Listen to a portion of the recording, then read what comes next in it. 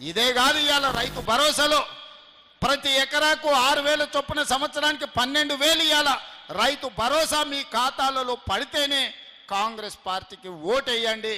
ఇవాళ మీకు ఉచితంగా 24 గంటల కరెంట్ ఇస్తేనే కాంగ్రెస్ పార్టీకి ఓటేయండి. ఇవాళ శ్రీరామ్ సాగర్ అయినా నిజాం సాగర్ అయినా ఈ ప్రాంతంలో నీటి ప్రాజెక్టులను కట్టి ప్రజలకు అందుబాటులో తీసుకొచ్చి నీళ్లు తీసుకొచ్చి రైతులను ఆదుకున్నది కాంగ్రెస్ పార్టీ అయితేనే గుత్పా అలీసాగర్ లాంటి ప్రాజెక్టులను కాంగ్రెస్ పార్టీ ముందుకు తెచ్చింది. కాబట్టి ఇవాళ నిజామాబాదులో పసిడి పంటలు పండుతున్నాయి. ఇవాళ మీ గిట్టుబాటు ధరల విషయంలో అదే కాదు, ఈ ప్రాంతంలో వడ్లు అత్యధికంగా పండిస్తారు. ఇవాళ మీరు ఆలోచన చేయండి, గుండెల మీద చేయి పెట్టుకొని ఆలోచన చేయండి.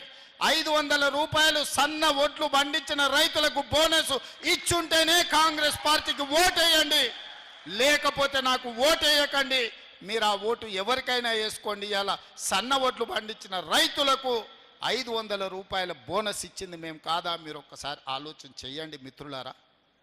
ఇవాళ ఒక్కొక్కటిగా సమస్యల్ని పరిష్కరించుకుంటూ ఆర్థిక ఇబ్బందులను అధిగమించుకుంటూ ఈరోజు ముందుకు నడిపిస్తున్నది ప్రభుత్వం. ఆదాయం పడిపోయింది, అప్పులు పెరిగిపోయినాయి.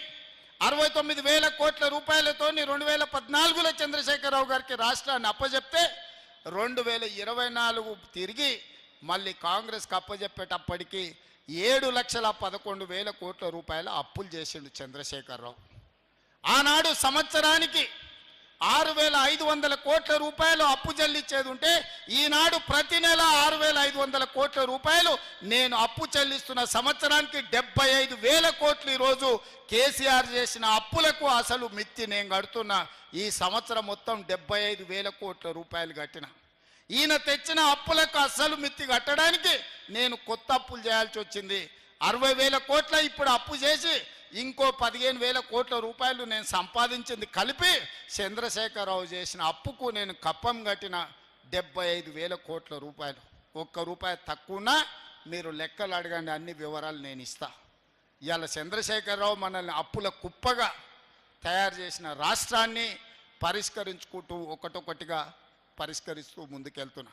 ఆనాడు ఈరోజు ప్రభుత్వ ఉద్యోగస్తులను నేను అడుగుతున్నా, మీ గుండెల మీద చేయి పెట్టుకొని మీరు ఆలోచన చేయండి. చంద్రశేఖరరావు ఉన్నన్ని రోజులు మీ జీతాలు ఎన్నడూ వచ్చినాయో మీరు లెక్క చూసుకోండి. మీ బ్యాంకులో ఖాతా తెచ్చుకొని చూసుకోండి. ఎన్నడూ మీ జీతం వస్తుందో మీకు తెలియని పరిస్థితి. 1 తారీఖు నాడు మీరు తెచ్చుకున్న అప్పులకు బ్యాంకులకు కట్టాలి, పాల పైసలు కట్టాలి, పిల్లల బడి ఫీజులు కట్టాలి, ఇంటి కిరాయి కట్టాలి. ఎన్నడన్నా చంద్రశేఖరరావు ముఖ్యమంత్రి ఉన్నంత కాలం మీకు 1 తారీఖు నాడు జీతాలు వచ్చినాయా? నేను కాంగ్రెస్ పార్టీ అధికారంలోకి వచ్చిన తర్వాత ప్రతి నెల 1 తారీఖు నాడు మీకు జీతాలు వస్తున్నాయా లేదా? ఎవరెవరి ప్రభుత్వ ఉద్యోగస్తులకు ప్రతి నెల 1 తారీఖు నాడు జీతాలు వస్తున్నాయో వాళ్ళు గుండె మీద చెయ్యి పెట్టుకొని జీతం వస్తే నాకు ఓటేయండి, 1 తారీఖు నాడు జీతం రాకపోతే నాకు ఓటేయొద్దని నేను అడుగుతున్నా ఈరోజు ప్రభుత్వ ఉద్యోగస్తులను. ఇవాళ రిటైర్డ్ ఉద్యోగస్తులు 35 ఏళ్ళు ప్రభుత్వానికి సేవలు అందించి తమ జీవితాన్ని సర్వాన్ని ఈ రాష్ట్రానికి అందించిన ప్రభుత్వ ఉద్యోగులు రిటైర్ అయితే రిటైర్మెంట్ బెనిఫిట్స్ ఇవ్వడానికి ఈరోజు ప్రభుత్వం దగ్గర పైసలు లేని పరిస్థితి. రిటైర్డ్ ఉద్యోగస్తులకు 8,000 కోట్ల రూపాయలు బకాయిలు పెట్టి చంద్రశేఖరరావు బకాసురులాగా పారిపోతే ఇవాళ 8,000 కోట్లు తీర్చడానికి ఇవాళ నా నడుము వంగిపోతుంది. ఇవాళ 8,000 కోట్ల రూపాయలు రిటైర్డ్ ఉద్యోగస్తుల బెనిఫిట్స్ ఇవ్వాలి అంటే ఒక ఆయన వస్తాడు, బిడ్డ పెన్లు ఉంది సార్, వెడ్డింగ్ కార్డు చూపించి నా బిడ్డది పెన్లు ఉంది, ఎట్లన్నా నా బెనిఫిట్స్ ఈ సార్ నేను దాచుకున్నవే కదా అని ఒక ఆయన అంటాడు. ఇంకొక ఆయన వస్తాడు, హాస్పిటల్లో నా కిడ్నీ ఆపరేషన్ ఉంది సార్, నా లివర్ ఆపరేషన్ ఉంది సార్, నా డబ్బులు ఎట్లన్నా ఇవ్వండి సార్ అంటారు. ఇది మా సొమ్ము కాదు, అది వాస్తవంగా వాళ్ళు దాచుకున్న సొమ్ము. వాళ్ళు సొంతం కష్టపడి 35 ఏళ్ళు ప్రభుత్వం దగ్గర దాచిపెట్టుకున్న సొమ్ము మొత్తం ఖతం బట్టి ఖజానా ఖాళీ చేసి ఫామ్ హౌస్లో పోయి ఆయన బోర్ల బొక్కల వండుకుంటే ఈ రిటైర్డ్ ఉద్యోగుల బెనిఫిట్స్ ఇవ్వడానికి నెలకు 300-400 కోట్లు ఇవ్వాలంటే నాకు గగనమైన పరిస్థితి. ఇవాళ నేను రిటైర్డ్ ఉద్యోగస్తులను అడుగుతున్నా, మీకు నిజంగానే చంద్రశేఖరరావు సరైన సమయంలో చెల్లించుంటే మీకు ఇన్ని కష్టాలు వస్తుండేనా? ఇవాళ అట్లాంటి చంద్రశేఖరరావు మోసం చేసిపోతే ప్రతి నెల నేను ఇవ్వడానికి ప్రయత్నం చేస్తున్నా.